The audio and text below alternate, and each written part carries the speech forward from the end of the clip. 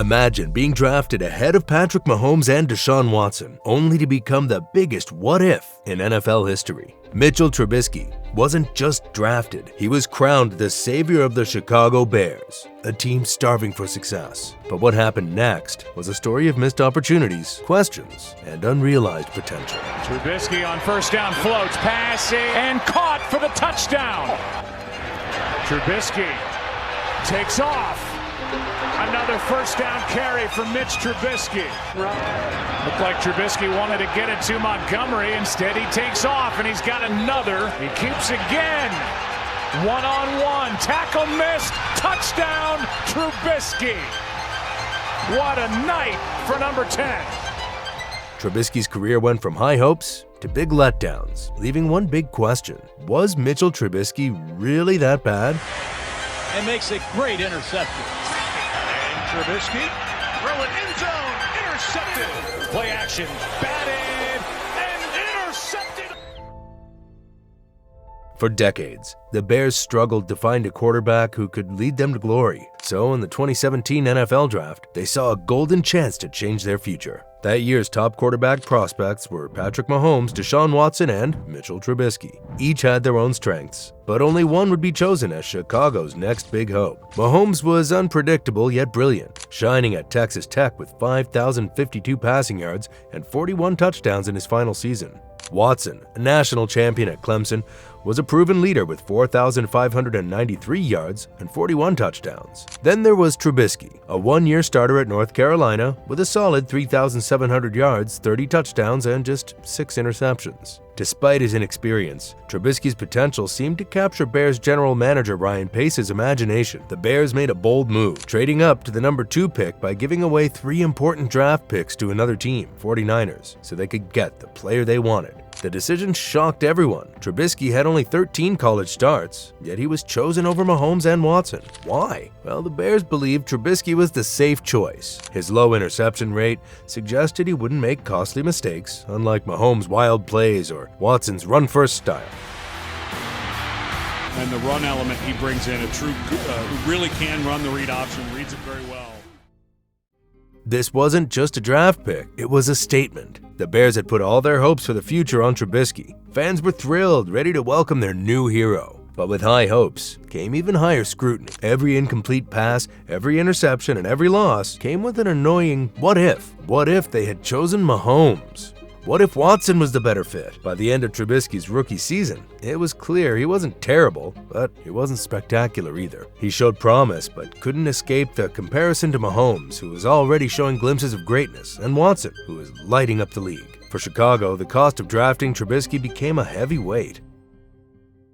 Heading into the 2019 season, Trubisky was hyped as a dark horse MVP candidate, but instead of a breakout year, his career took a dramatic turn. Did the Bears rush him into a starting role too early? And how much of his struggles were tied to coach Matt Nagy's system? When Mike Glennon was injured 4 games into the 2017 season, Mitchell Trubisky became the starter. Bears fans started to hope, but his debut against the Vikings was rough. Only 48% of his passes were completed, with 1 touchdown, 2 turnovers. It was clear Trubisky had potential, but he wasn't the instant star fans had imagined. In 2018, under new coach Matt Nagy, things seemed to click. The Bears finished 12-4, and Trubisky made the Pro Bowl. Trubisky's running skills mixed with Nagy's smart plays gave fans hope. For a moment, it looked like Trubisky might be the answer Chicago had been searching for. But in 2019, the magic was gone. Trubisky's performances became inconsistent, and his flaws, like struggling to read defenses and missing deep throws, were impossible to ignore. A shoulder injury sidelined him for weeks, and when he returned, his play only raised more doubts. In one game against the Saints, he managed just 54 completions in a loss that left fans frustrated. Trubisky's limitations became obvious. He did well on scripted plays, but struggled when things broke down. His decision-making fell apart under pressure, and his accuracy on deep throws left much to be desired. Meanwhile, Mahomes was breaking records, and Watson was exciting fans. The comparisons were brutal and constant, and by the end of 2019, Trubisky's career was at a crossroads. He wasn't a complete disaster, but he wasn't living up to the hype either. Was he really to blame, or was he a victim of poor coaching and a flawed system?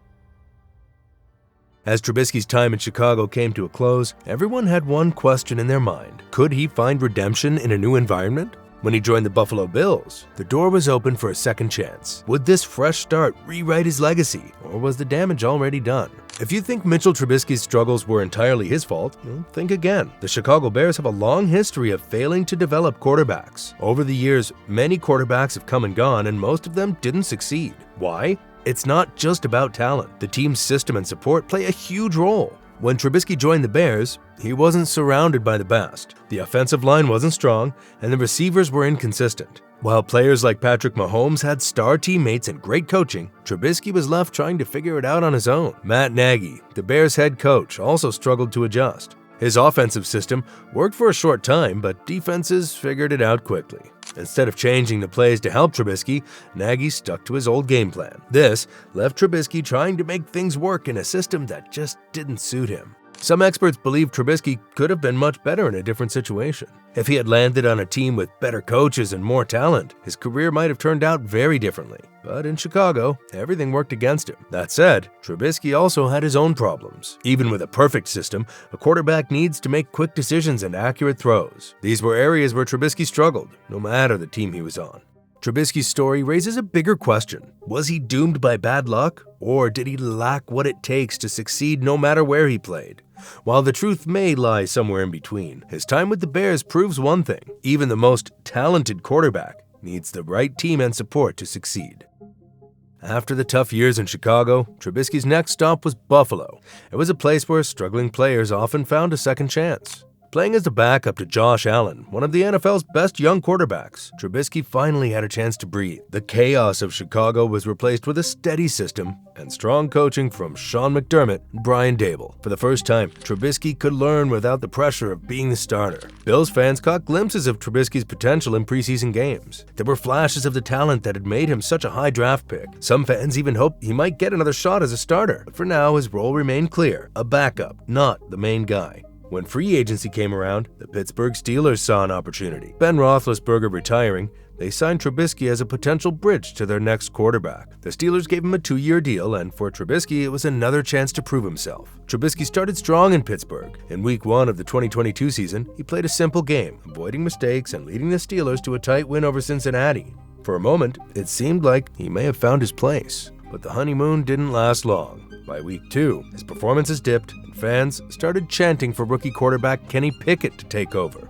And by Week 4, the decision was made. Head coach Mike Tomlin benched Trubisky for Pickett. It seemed like another chapter of disappointment, but fate had one more twist. Late in the season, when Pickett was injured, Trubisky got another chance to start. Unfortunately, his performances were underwhelming, marked by turnovers and missed opportunities. The Steelers, who once hoped Trubisky might be a short-term solution, now saw him as part of the problem. His time in Pittsburgh ended much like his time in Chicago, full of unfulfilled potential. Trubisky's time in Pittsburgh raised familiar questions. Was he a victim of bad circumstances again, or was this just who he was as a quarterback? His rare moments of talent were often buried under too many errors and inconsistent play. At the end of the day, Mitchell Trubisky hasn't proven he can be an elite quarterback. He can win games here and there, but teams usually win despite him, not because of him. While he's not a total failure, he hasn't lived up to being the number 2 overall pick. So was Trubisky misunderstood, or was he never built to succeed at this level?